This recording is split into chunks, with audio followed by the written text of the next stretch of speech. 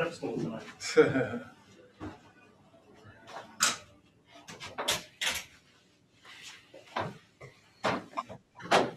Hi, Coach. Hi. We'll get started. First question, Jonathan Fagan.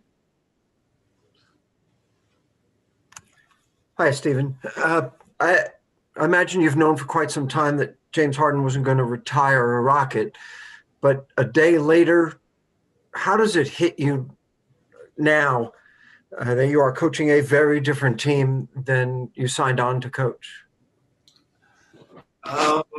Yeah, I guess it was a surprise to say the least, but that's the NBA, and change is a part of the NBA, and I realized that from a young age and throughout my career. So the fact that everything kind of went down the way that it did was a surprise, but it's up to me to kind of regroup and reset and move forward. It was a crazy 48 hours for sure, but we're out of it. Do you characterize, or is it fair to characterize this past month as disappointing, worse, nightmare, whatever? I mean, for me, not a nightmare at all. Just dealing with circumstances, dealing with problem solving, dealing with all of the things going on around the team and within the team. But as you said, it was it was very different on the press conference day as opposed to today, and being ready for this position and prepared to just tackle problems and solve them or figure out ways around them and that sort of thing. That's what a head coach does. And, obviously things weren't perfect, but here we are. Thank you. Mark Berman.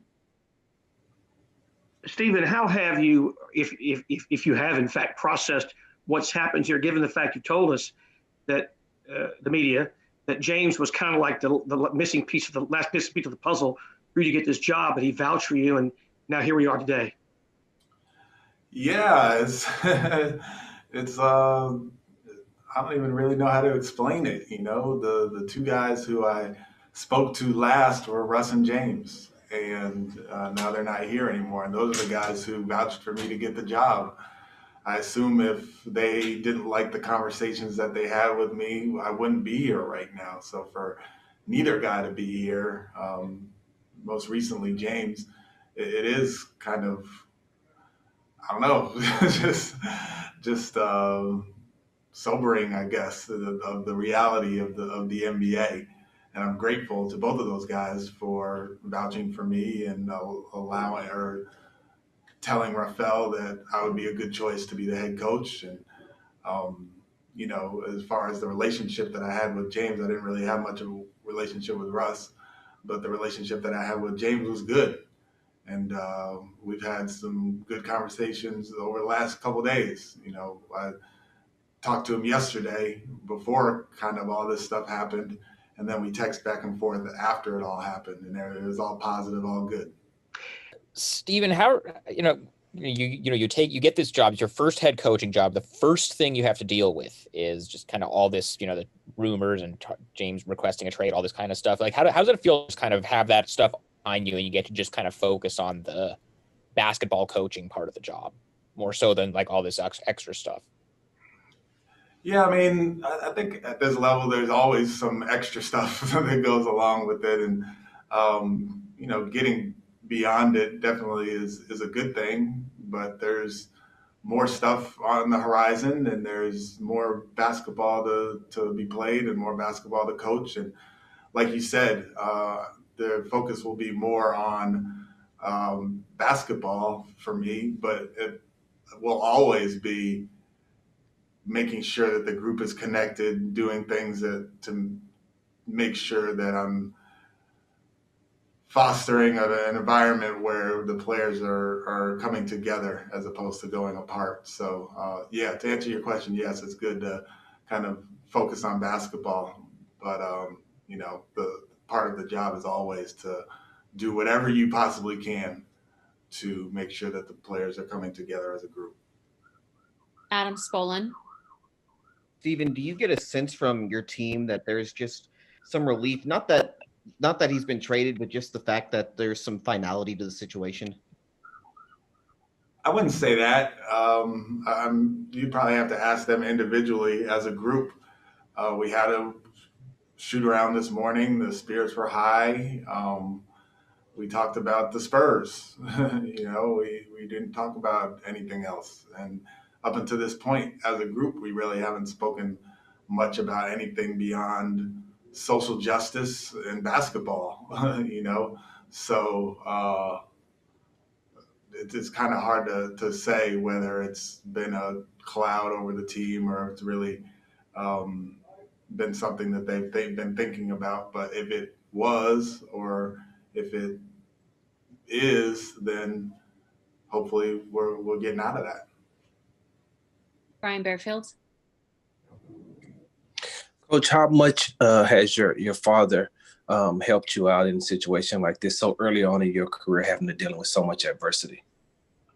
A lot. I mean, he's dealt with so many different things, so many different situations, probably every situation that you can deal with. And then I'm just kind of adding on to that list as a Silas. But he's helped me immensely. The thing about my dad is he's so positive about everything and always thinks that something good is going to come out of every situation. But he also has the perspective of a former player and how the player sees it. And he was in situations where he was, I believe, with the Celtics and wanted more money and wasn't necessarily happy and that sort of thing. And it all kind of got worked out. But that's just part of the NBA business and whatever. I was 2 years old when that happened. And then obviously the coaching part, he coached the Clippers when the year after he retired, he was the head coach of the Clippers, and dealing with that as a first-time head coach, and then dealing with personalities along the way, and dealing with Bobby Phil's death during the middle of the season, and riding and figuring out a way to just keep the group together to make the playoffs and have a successful year. So we Silases have been through a lot, and I really do depend on my dad for guidance through this. Ali Khanbashani.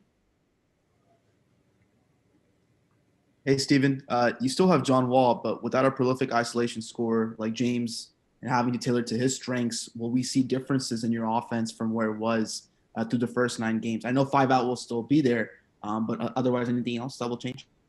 It's hard to say right now. We got to get the new guys in and really study them. I haven't really had a chance to study those guys because I've been studying San Antonio. So once tomorrow comes, we'll have a day where I can really kind of get into those guys and their games. And as you know, this has been like a 36-hour thing since we last spoke. So focusing on what I'm going to do offensively and defensively has been more about San Antonio as opposed to the new guys coming in.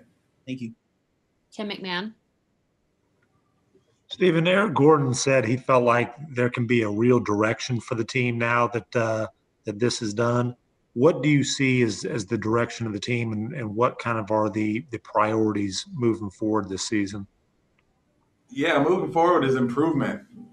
And the hard thing about it is we don't have practice time and like a lot of preparation time. So the preparation part is going to be huge moving forward, and making sure that everybody, gets on the same page on both ends of the floor, and kind of I'm able to really put my stamp on what we're going to be doing on both ends of the floor as we are moving forward. But the main thing that we want to be doing is getting better every game, every week, every month, making sure that the offense is spaced correctly so guys can play to their strengths, making sure we're playing at a pace that is appropriate for our group, but most of all playing defensively in a way that we're able to contain teams and do better than we have so far. Ben DuBose. So I know with the starting lineup, Sterling and Ben are basically in place of John and James, or I guess John and Victor now. Jay Sean over David. What's the thought process with that? And is there a possibility for Jay Sean to get a longer look potentially as a starter? Yeah, I mean, kind of everything's on the table right now, trying to figure out who, as the trade kind of works its way out, what that looks like. But the reason Jay Sean is in the lineup is because he can handle the ball, and without our two primary ball handlers in John and Eric, we're going to have Sterling out there handling, and I just felt that we needed another guy who could bring the ball up the floor. And Jay Sean, during that period when we had those guys out for those two games, the Portland and the Denver game, he did that some, so he has some familiarity. Yeah. We'll take two more. Michael Scotto.